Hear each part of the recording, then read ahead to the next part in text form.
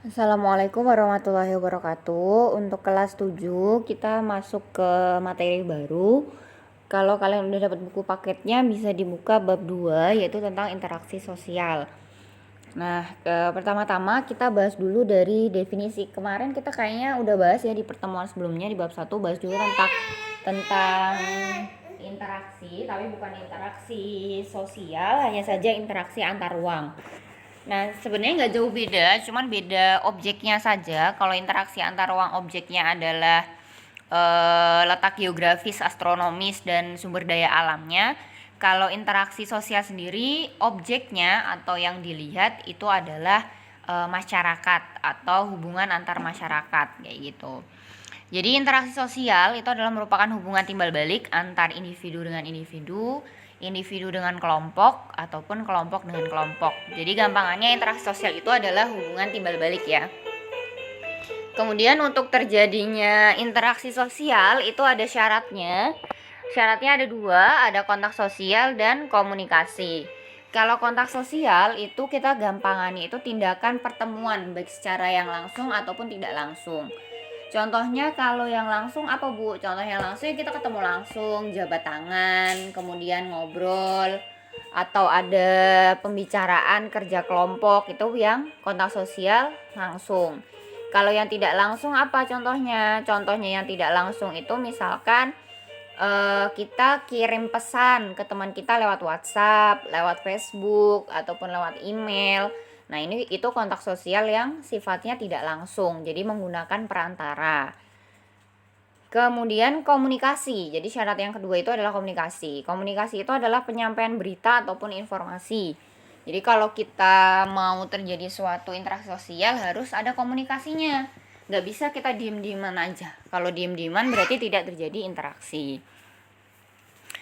Syarat udah, sekarang kita ke ciri-cirinya. Ciri-ciri dari interaksi sosial itu ada beberapa. Yang pertama, jumlah pelaku lebih dari satu orang. Kan tadi individu dengan individu, individu atau kelompok, kelompok dengan kelompok, berarti harus lebih dari satu orang. Kalau hanya satu orang berarti tidak bisa disebut sebagai interaksi sosial. Kemudian yang kedua, adanya komunikasi menggunakan simbol-simbol tertentu. Simbol nih maksudnya kita pakai apa cara komunikasinya, penyampaian beritanya pakai apa, pakai bahasa atau pakai emoticon misalkan, atau pakai sandi, itu kan juga bisa. Itu disebutnya dengan komunikasi menggunakan simbol tertentu. Tapi yang umum dipakai simbolnya adalah bahasa, atau kita biasanya juga kalau pakai teks pakai emoticon atau pakai emoji. Nah, itu disebut juga sebagai komunikasi juga, tapi menggunakan simbol tertentu. Kemudian di dalam interaksi sosial, ciri khasnya yang ketiga itu ada dimensi waktu. Jadi kalau kita interaksi sama orang itu pasti ada waktunya. Waktunya kita bisa ngeliat masa lalu, masa kini, ataupun masa depan. Jadi pasti ada waktunya. Kemudian ciri-ciri yang keempat itu adalah adanya tujuan. Jadi kalau kita mau ketemu sama orang atau kita mau interaksi sama orang pasti harus ada tujuannya dong.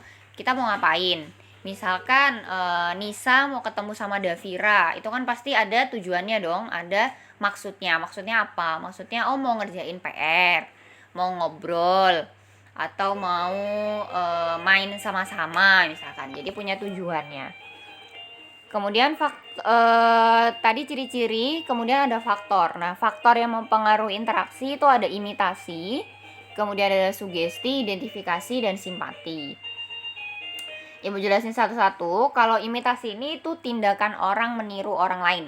Jadi kalau kita niru itu disebutnya dengan imitasi, atau kita melakukan apa yang dilakukan oleh orang lain. Contohnya misalkan ketika anak meniru bahasa gaul. Kemudian atau anak-anak yang meniru kegiatan dari public figure atau tokoh idolanya. Kemudian sugesti itu adalah pandangan, sikap, atau pendapat yang diberikan oleh orang lain. Kalau identifikasi itu adalah kecenderungan untuk menjadi sama. Nah, bedanya identifikasi sama imitasi itu apa? Kalau identifikasi itu baru kecenderungan, jadi dia belum melakukan. Jadi biasanya dia punya role model, oh saya mau jadi seperti dia nih gitu, tapi tidak sepenuhnya plek-plekan menjiplak gitu. Kalau simpati itu adalah keadaan di mana seseorang merasa tertarik dengan pihak lainnya. Jadi misalkan tadi si A pengen ngobrol nih sama si B karena tertarik misalkan dengan penampilannya atau dengan cara bicaranya misalkan. Nah, itu berarti si A memiliki simpati terhadap si B. Jadi adanya ketertarikan. Sebenarnya ada satu lagi, ini contoh faktor dari interaksi sosial itu adalah empati. Kalau empati itu kita ikut merasakan apa yang dirasakan oleh orang lain. Jadi faktor dari interaksi itu ada 5 ya.